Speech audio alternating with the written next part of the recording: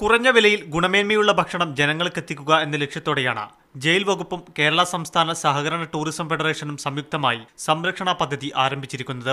പദ്ധതി പ്രകാരം സാധാരണ ജനങ്ങൾ കൂടുന്ന പ്രധാന സ്ഥലങ്ങളിലെല്ലാം കോഫി കൗണ്ടറുകൾ ആരംഭിക്കും.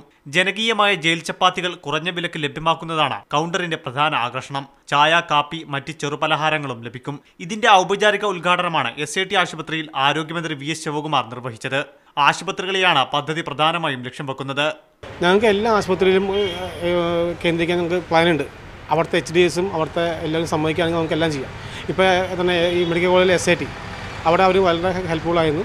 അപ്പോൾ അതുപോലെ മറ്റുള്ള ഹോസ്പിറ്റലിലും ഞങ്ങൾ ചെയ്യാൻ പദ്ധതിയുണ്ട്. സർക്കാർ ആശുപത്രികളിലും പൊതുയിടങ്ങളിലും പദ്ധതിക്ക് വലിയ സ്വീകരണം ലഭിക്കുമെന്ന് SAT ആശുപത്രിയിലെ ആദ്യ മണിക്കൂറിലെ കച്ചവടം തന്നെ സൂചന നൽകുന്നു. നല്ല മൂവ്മെൻ്റാണ്. വളരെ കുറഞ്ഞ നിരക്കിൽ ഇത് കൊടുക്കാൻ സാധിച്ച അതുകൊണ്ട് വളരെ നല്ല രീതിയിൽ ഇത് പോയിക്കൊണ്ടിരിക്കുന്നു. ഇപ്പോൾ രണ്ടാമതും ഓർഡർ ചെയ്തിരിക്കുക, സാധനം വന്നുകൊണ്ടിരിക്കുന്നു. അപ്പോൾ ഇതേപോലെ ഇപ്പോൾ പോവുകയാണെങ്കിൽ നല്ലൊരു സംരംഭമായിട്ട് ഇതിനെ ഉയർത്തിക്കൊണ്ടുവരാൻ സാധിക്കുമെന്നാണ് എൻ്റെ വിശ്വാസം. ഇപ്പോൾ തന്നെ ഏറെ ആവശ്യക്കാരുള്ള ജയിൽ ചപ്പാത്തിയെ കൂടുതൽ ജനകീയമാക്കാനും പദ്ധതി ഉപകരിക്കും. തിരുവനന്തപുരം ജില്ലയിൽ വിജയകരമാവുകയാണെങ്കിൽ മറ്റു ജില്ലകളിലേക്കും പദ്ധതി വ്യാപിപ്പിക്കും. മീഡിയ 1 തിരുവനന്തപുരം.